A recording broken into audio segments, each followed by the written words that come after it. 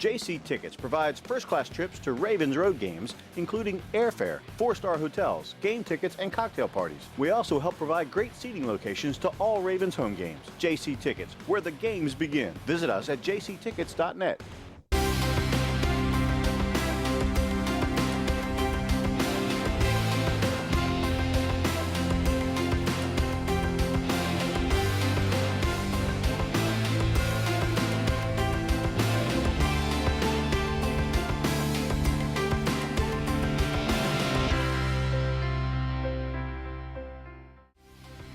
Ravens Wrap is sponsored by Bud Light, jctickets.net, Geico Insurance, Dunaway Furniture, Ocean City Golf Club, RussellStreetReport.com, Comfort Inn Gold Coast, Holiday Inn Express, the original Green Turtle, hosted by the Blue Ox Bar and Grill.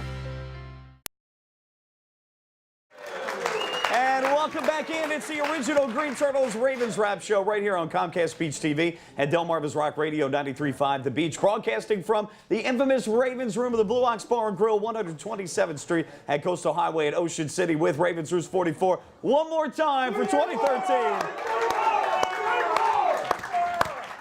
This will be our last show of 2013, but we still have another show to go in 2014, no doubt about it. Mike Bradley from 105.7 The Fan and 92.7 WGND, our special guest panelists this week from WBAL Radio and TV, 98 Rock and Press Box, Keith Mills. Keith, thanks once again for coming down. Mike. Absolutely. It was a great time. This year's been great with the guests. We've had yourself, we've had Steve Bisciotti, we've had Sandy Unitas. It's been great. John Gehrig, Tom Moore, part of the panel as well. Round of applause. First of all, I'm not even in their class. Steve Bisciotti and Sandy Unitas. I'm a AAA player in terms of being a big league. Don't sell yourself so short. Yeah, I'm serious. Of course, we want to wish everybody a Merry Christmas and Happy Holidays and a Happy New Year as well. The Ravens kick off with the Patriots 4:25 on Sunday. Pregame on the radio 3:55 on 93.5 The Beach, unless, of course, you're at the game. Our show, of course, airs at 11 a.m. on 93.5 The Beach. All right, guys, some stats as we break it down. I know Ravens are 44, Ms. Mar. I know you love your stats, but best NFL records since Week 10. The Ravens in this league so far this year, 5-1. That's tied with the Cardinals, the Panthers, Philadelphia, and Seattle, who are 4-1. Most total wins, including playoffs, since John Harbaugh's arrival in 2008.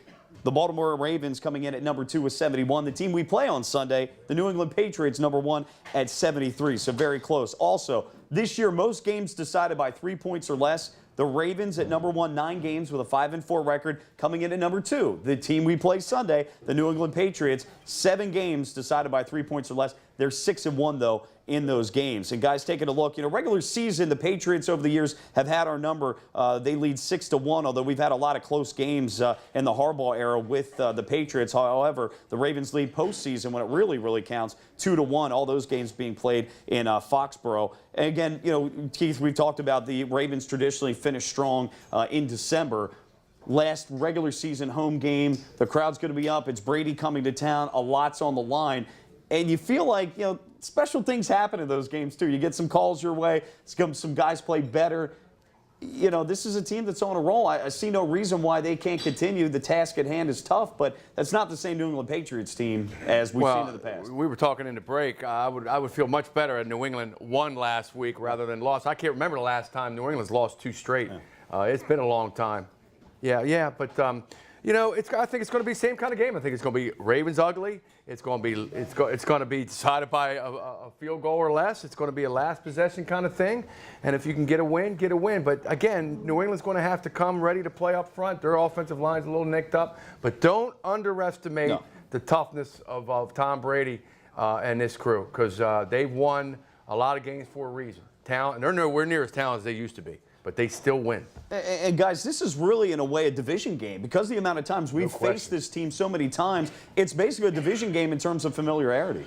And this is where some of those intangibles come in, preparation and toughness. And, not having Gronkowski, that's really a weakness of the Ravens defense, is the tight end. And not having one of the best in the game is, a benefit for the Ravens. And these two guys, you have 2 rookie receivers that the Patriots have that, certainly aren't. Both of whom didn't play last week. They didn't play last week, coming this week, but and then the 2 small guys. So we just need, and that's all timing. So the Ravens are going to have to get physical with Edelman and Amendola, who were targeted, I don't know, maybe 35 Oh times. my God, Two of them that's the only guys he throws to right now. I don't even think he looks at the. He might throw one deep just to keep him honest. That's Shane about it. Vereen covering Shane Vereen. Well, Yeah, they throw to the running backs a lot out of the backfield and get those matchups against the LBs. But, Tom, I know you've done a piece at RussellStreetReport.com. Not sure if it's posted yet or not. But Brady against the Ravens defense. Not very good. Brady, statistically worse against the Ravens than any other team. Worse QBR against the Ravens than anyone else. Last 5 games against the Ravens. Patriots, 2 wins, 3 losses. If Lee Evans catches the ball, 1 win, 4 losses. They're not very good against the Ravens. It's either a blowout Ravens win like it was in the 09 playoffs, or it's a close down-to-the-wire game. The one legitimate win the Patriots had in their last 5 was an overtime win where the Ravens were very in the game. So this team, the Ravens, are not afraid of the Patriots. They're ready to fight them. They're tough.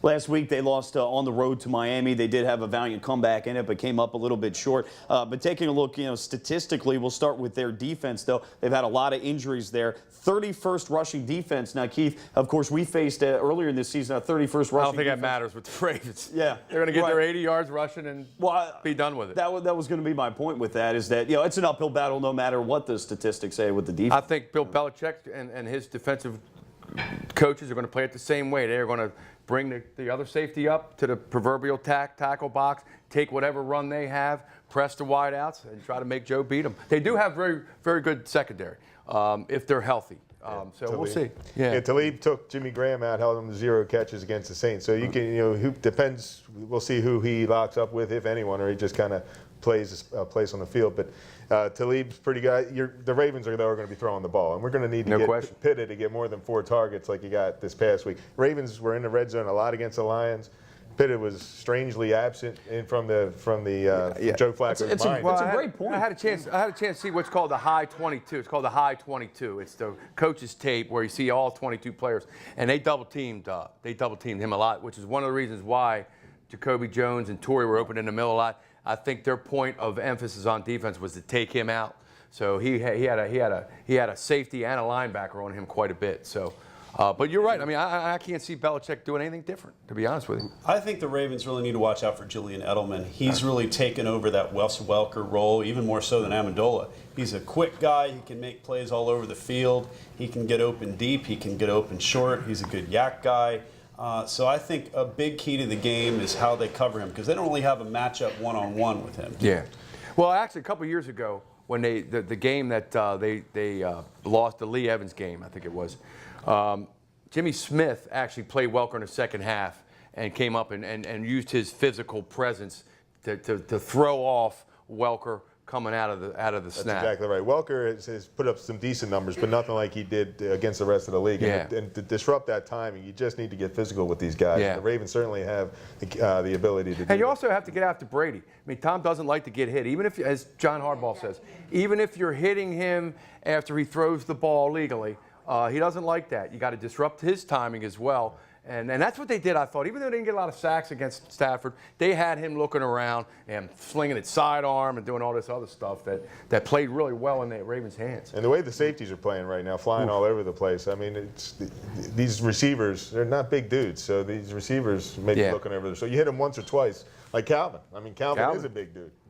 Big as they come, as good as they come. Yeah, and Tom, with the receivers, you talk about Edelman, 129 targets. That's by far the most. The second closest guy, Amendola, was 77. But you talk about toughness or lack thereof. Amendola's a good receiver when healthy. Well, when, that's a big if with him. So you beat him up a little bit. But again, these slot receivers, they'll get you nickel packages, and they'll just run across the zone and make the linebackers chase them. They got into the red zone last week against Miami as many times as the Ravens did against the Lions the other night, and they were unable to score touchdowns as well. And the difference in that game was Gostkowski missed a 47-yard field goal, which would have basically won them the game because they could have kicked it at the end, as opposed to Tucker making all of his. So they're going to move the ball.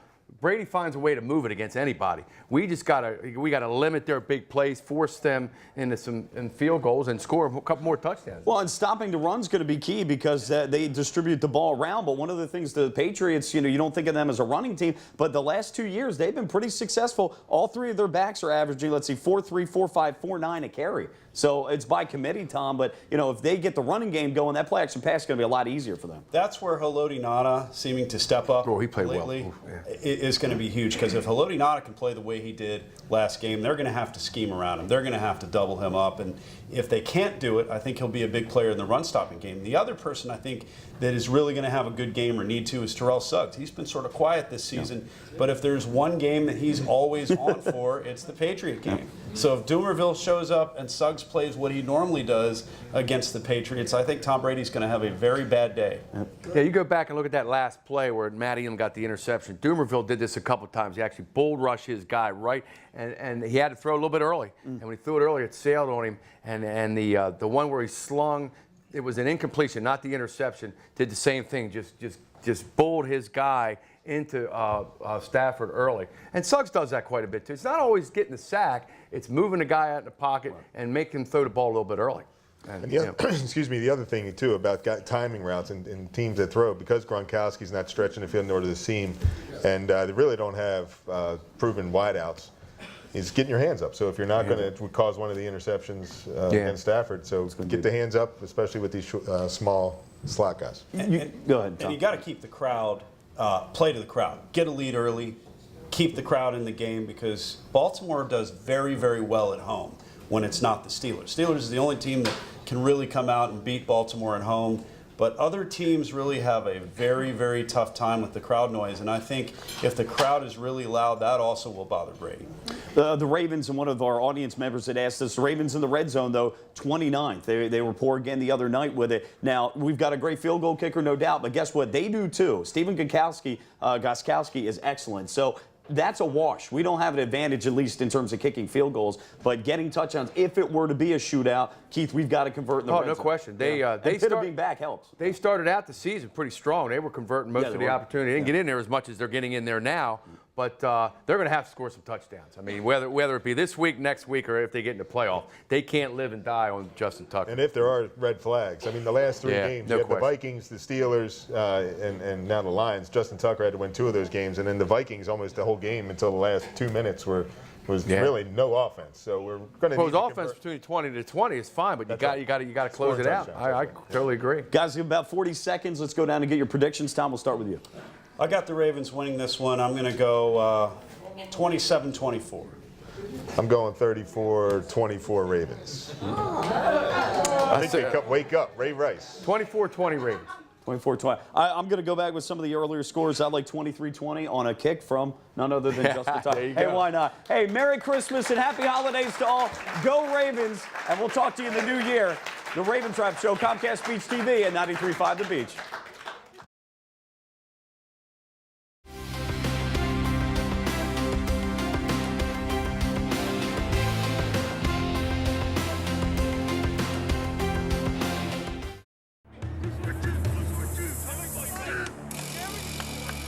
What's this all about? We're giving Rich the NFL experience of a goal line dive. Really?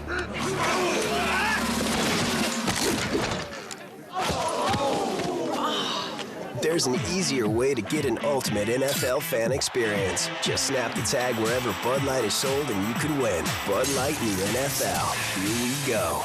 Can I make it? On the internet, yes. Into the end zone, no.